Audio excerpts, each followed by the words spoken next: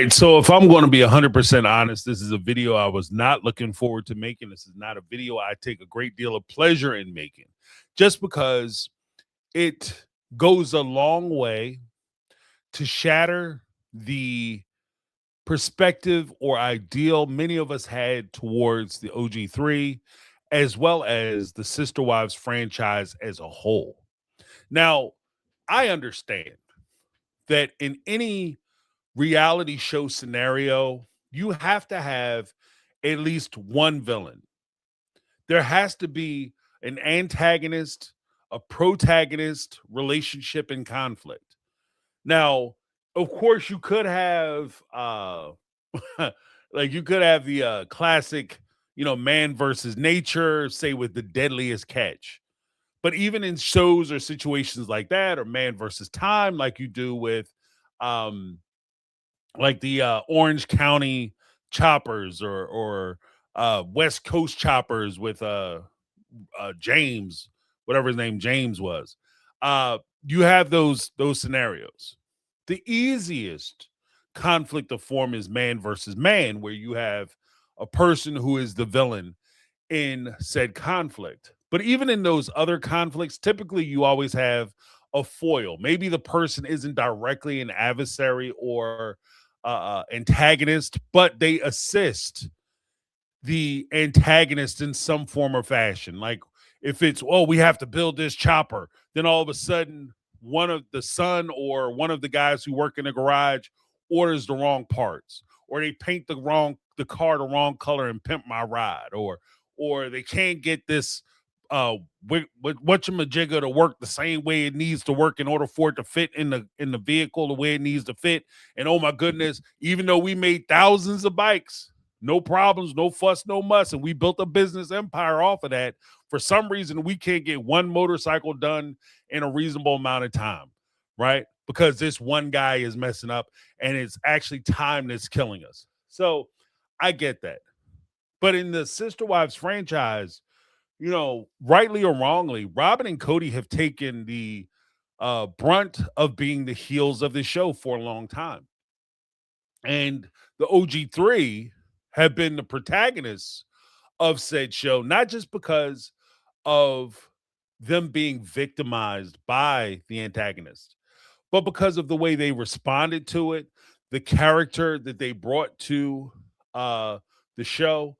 So when we hear stories of Janelle prospectively going behind Meri's back, a person who is more closely aligned to her situation than Kody and Robin ever will be.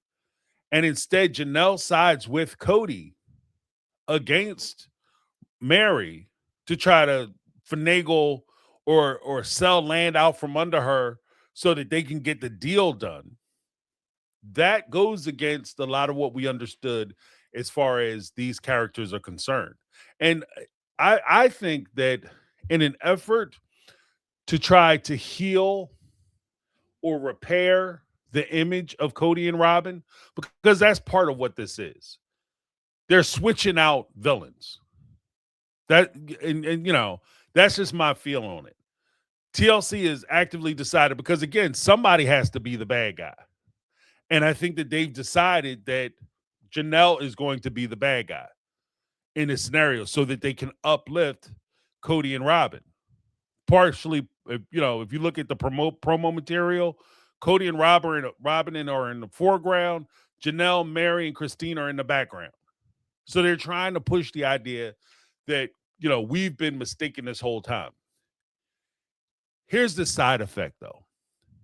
If we were, in fact, mistaken about Janelle, and Janelle is just as evil or just as bad as Kody, it doesn't just damage Janelle. It damages the underlying precept of the show. Because at that point, it's not that we miscalculated and, oh no, Robin and Kody are actually good people. No, what it shows me, or what it would tell me if I believe what's being put forward, what it would tell me is that this is the culture of the family. Everybody for themselves. Everybody's looking out for themselves. There are no loyalties. There are just interests, and if our interests align, then I'm on your side. If our interests don't align, screw you. You're done. And if that's the case, does it justify or at least explain Robin's position in coming and trying to get as much as she can from the family? Yeah, sure. Because she's just merely following the rules. If everybody's for themselves, Robin's for herself, and just because she's able to get the most stuff doesn't mean necessarily mean she's a bad person. But the problem that they have in trying to equal everybody out to uplift Robin, uplift Kody, is simply this. If you are in a situation and you are dealing, instead of dealing with two immoral people, you find out you're now dealing with five immoral people, that doesn't mean that it's okay because everybody's doing it.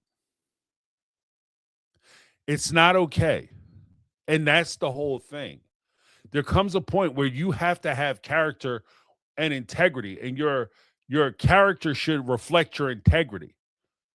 And so I'll talk about this issue and I will call it for what it is, because I'm not going to allow the fact that I'm fond of one person or another person to jeopardize my character or my integrity. So in fact, I will come right out and say it.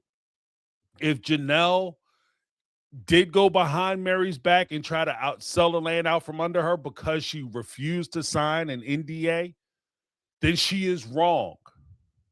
Janelle would be dead wrong for doing that. It's dead wrong and it's stupid. And why are you saying it's stupid, James? I say it's stupid because of this reason. In order for this to work, you're going to sign off with Kody. And Kody is the whole reason why, because when I see Janelle, I can't get past the history of it.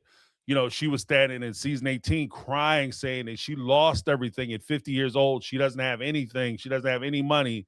And she has nothing because she trusted Kody and she trusted the family. And now she's financially destitute and destroyed because she has nothing. Right? And then you leave that situation, and in a way, your way of getting out of that situation is to go back and trust the person who put you in that situation. That's not logical. That's not smart. That's El Stupido. Janelle is doing what she's always done in this situation. We see that with the apology tour. That's why the apology tour hit us everybody different, because you take in information and then you see additional situations. You use the previously gathered information to analyze the situation that you're in.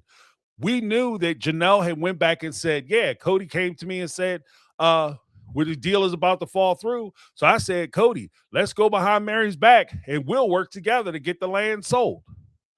Do I think that Janelle was trying to say, let's screw Meri out of her share of the land? No. I think that Janelle thought she could shortchange the whole thing by trusting Cody's going to do the right thing, and they would break the money up 4 ways eventually. But why? What history do you have that would actually work that way? Because after all, this is the guy who has literally screwed you out of everything you have. That's not logical. And if you go back and you do that to Meri, you're part of the problem. You're part of the problem.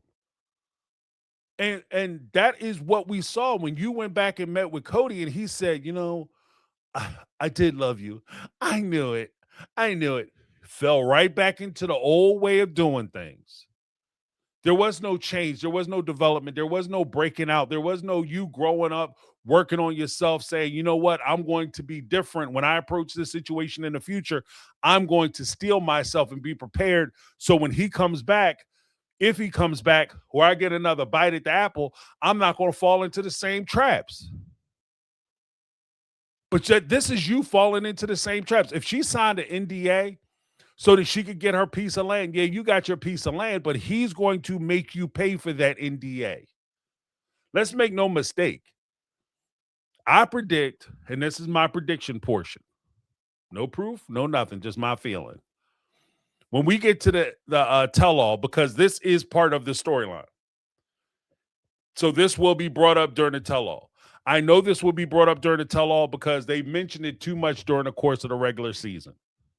They had an instance where Kody sat with his friend Brian, and all of a sudden Brian is asking about this. Hey, what about Meri? When you guys tried to screw her over? Oh, that was Janelle. That wasn't me. That was Janelle. So they're going to talk about it during the tell-all. One or two things is going to happen during the tell-all. One of three things. One, Janelle is going to come out and say, yeah, I said it. I did it. 100%. Yeah, because this is why. Boop, boop, boop, boop, boop. I suspect it's going to be something to the effect of, well, Meri wasn't really signing the paperwork. She wasn't cooperating. I needed the money. If she comes out and tries to express some kind of vulnerability, it doesn't excuse what she did, but it does give some context to why she would betray Meri in that way. And that would actually go further in just understanding where her mindset was. But if she tries the old, well, I was trying to be logical and this is a logical thing to do, it's not logical.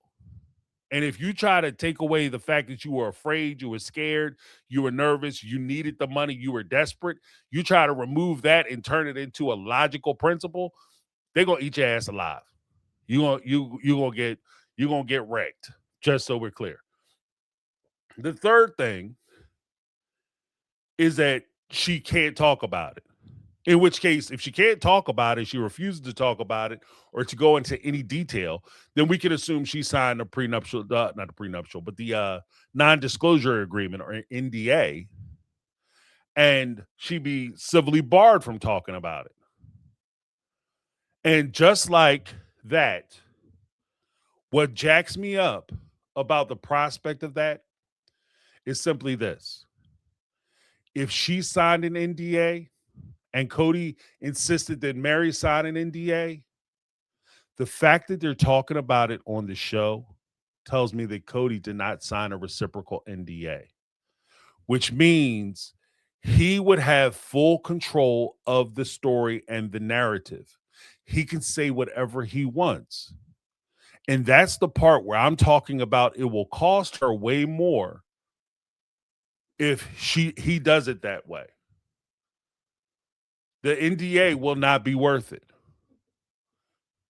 He can't sell the land out from under. You couldn't sell the land out from under Meri. You would have to go to court, and you would have to seek you would have to basically sue her in order to get that from her. You couldn't just walk in and say, you know what, I own 2/3 of the land, or I own one stake in the land. I have my partner who owns the other stake in the land. We're going to sue Meri so that we can get what we want as far as the land is concerned. And we're going to sell it. All those in favor, aye. We don't invite Meri to the meeting, so we don't hear any nays. So we go back and sell the land. Meri could turn around and sue everybody. And I'm sure your attorneys told you that. Now, what Janelle and Kody could do is they could go back, they could file a lawsuit and sue Meri for a partition, basically file a partition lawsuit, which is they're trying to get the courts to force the sale of said property. And in order for you to do that, you're going to pay a ton of money in court fees and lawyer fees, attorney fees, and everything else in order for you to try to do that. Plus, it takes a good amount of time. It's not something that they just decide on the weekend because you guys need the money. Okay, and if you talk to an attorney and that attorney cares anything about you, or he's ethical or she's ethical at all, what they'll instruct you to do is go back and negotiate your with the other partner to see if you can come to some type of resolution. Because frankly, it's better that you give them their full 25% than for you to try to go to court, force a sale, still have to pay them, and you have to pay your attorneys, and you have to pay court costs. So you're going to wind up giving them that money anyway. So you just, do a cost loss liability relationship and just say, you know what, it's cheaper to keep her. It's cheaper for me to settle with them and get it done. And I think that that's what Kody eventually decided. So good on Meri for standing her ground. Meri has demonstrated that she's learned her lesson, because the whole reason why you guys are down there begging him to sell this land, begging him to put the land up, begging him to clean the land up, and begging him even to put the land up for sale. They weren't willing, Kody and Robyn weren't willing to put the land up for sale until they needed the money. Now, it's foolish and illogical for you to think that that guy is on your side, especially if he's trying to ask you to sign a document which would prohibit you from being able to discuss how he potentially could screw you over. The guy who has historically screwed you over at every turn is asking you to sign a document which prohibits you from ever disclosing that he's screwing you over this last time on his last big property. And he's saying that if you don't sign it, I'm not going to give you your share. Well, if I do sign it, you definitely are giving me my share. And that's the position that Meri took, rightly so. And when he was talking with his friend Brian, and he said that Meri wouldn't sign the documents. I don't think it was just the NDA. And I don't think it was just the transfer of ownership titles. I think, and I'm willing to bet, what he also wanted Meri to sign was a forgiveness letter saying that any debts, bills, or liability any money that he potentially could owe Meri in the past or future, present or future, is there hereby vacated, and she can never come back and try to sue him for any money.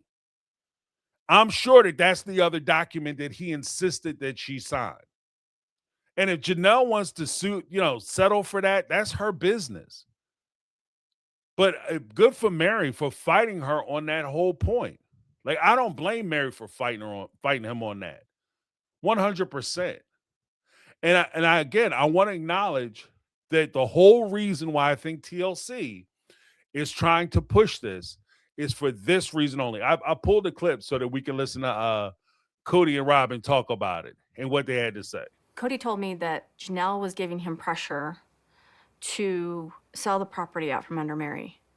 Janelle's like, hey, listen, we need to sell this because I'm afraid we're losing the buyer. And I'm like, okay, just Janelle's always been kind of my financial advisor, but she's an ex-wife now. Now, first off, I like how Robyn plants the seed, but she never digs the hole. Okay, she says, Kody told me. This is what Kody told me, y'all. I don't know for sure because Kody mentioned it to me. I don't know. This is what Kody said. And of course, Kody presses it posits it as Janelle brought this to me and said, we have to sell the land because I'm afraid the deal's going to fall through. So she started pressuring him to do it. Right? Again, this is all shifting it on to Janelle. This is Janelle's fault that she tried to screw Meri over. Then, of course, you have the next scene where Robyn gives her big explanation. And this is the part where I say that the whole purpose of this was to give this storyline to Robyn to elevate her in her moral stance as far as the family is concerned. This has been important to me to make sure that everybody was treated fairly in this situation. So, yeah, I fought him. I had some pretty big fights with him about it. So in the end, we just kind of laid down. We just said, okay, we'll just do the best we can to clear this up and make it, you just get everybody their 25%. Here's my part. Robyn, we had some slap down, drag out brawls about this because, my position is I want to be fair and I fought Kody left and right. And Kody says, well, at the end of the day, we couldn't get it done. So we said, okay, we'll just be fair and divide it and give everybody 25%. I thought that was the point in the first place. If you're going to be fair, what are you arguing about? You give her 25%.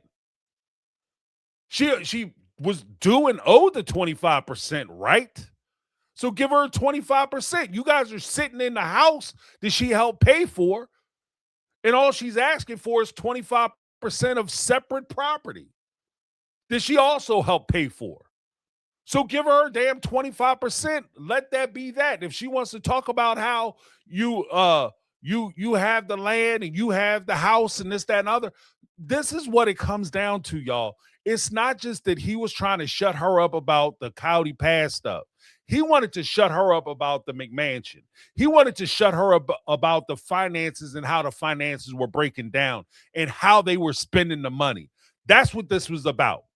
And the fact that they don't want to be honest about what's going on in their situation tells me that, fine, you guys want to have privacy, quit the show.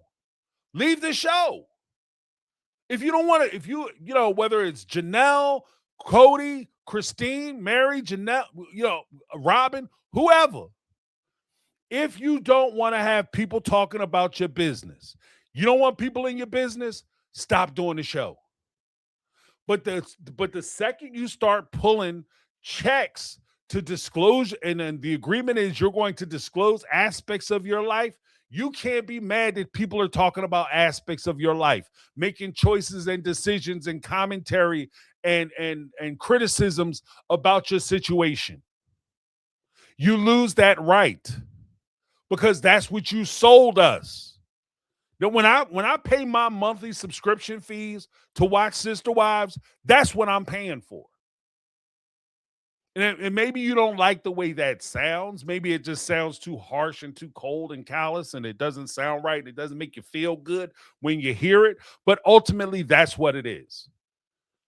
I am paying to watch your business. If you don't want me in your business, stop selling me your damn business. If you don't want us talking about it, stop selling it to us. I don't want to watch you walk around making cookies and shit and talking to your adult kids about, oh, you're 25 years old and you got a boyfriend now. Do you guys kiss on the cheek? I don't want to have that. I don't want to watch that. I'm not interested in purchasing that. So if that's what you guys plan on doing, come out and be honest about it. The only thing we want to sell is propagated stories where we put together little cutesy, simpleton stories that belong to high school students. We give it to adult children, and we talk about those things that don't mean anything. And we'll just see how many people are willing to subscribe next season. Good luck. Look, I like I said, I think that if Janelle intentionally tried to screw Meri over, I can say full on she might have made a mistake. It might have been an error in judgment, all that good stuff. But bottom line, it was a trash thing to do. It was a trash ass thing to do. Because even if you don't like Meri as a person, you don't think she's a good human being or whatever the case may be, nobody deserves that. Nobody deserves that. Nobody deserves to have their voice silenced, to be stripped of their power, to be robbed from their money and finances. Nobody deserves that. And just because you've been victimized in the past, that doesn't give you a right to victimize people moving forward.